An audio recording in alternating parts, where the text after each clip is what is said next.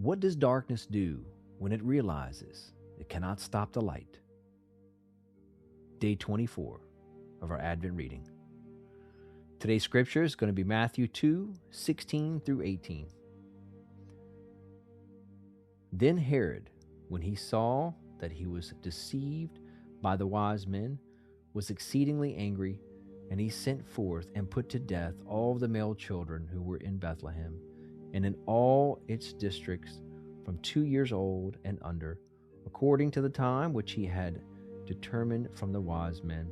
Then was fulfilled what was spoken by Jeremiah the prophet, saying, A voice was heard in Ramah, lamentation, weeping, and grace mourning, Rachel weeping for her children, refusing to be comforted, because they are no more. Herod, enraged by the wise men's departure, orders the slaughter of the children in Bethlehem. Innocent lives are taken. Mothers weep. The cost of threatened power is revealed. Scripture does not soften this moment. It places it before us unflinchingly. The arrival of Christ exposes hearts. It does not produce neutrality. Where the worship rises, opposition also appears. Where light enters, darkness resists. Matthew connects this grief to words of the prophet Jeremiah, Rachel weeping for her children. Advent does not sorrow.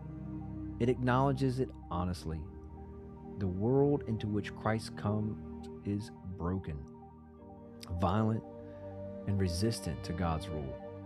And yet, even here, God's purposes are not undone. The child lives.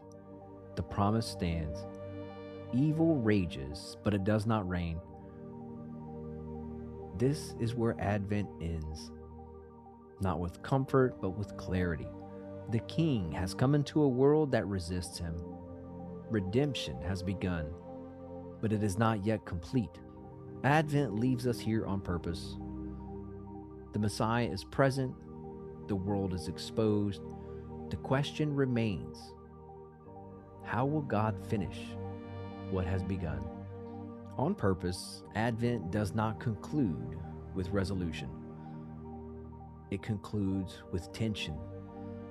The promise has been fulfilled and the Messiah has come, but the work he has come to do still lies ahead. Advent teaches us to recognize Christ, to trust God's faithfulness, and to wait without demanding immediate victory. It prepares us to understand that redemption will come through obedience, suffering, and sacrifice. The story does not end here, but Advent does, and it leaves us watching, waiting, and trusting, knowing that God keeps his promises even when the path forward is costly. Until next time, stay faithful, stay fit, and lead with purpose.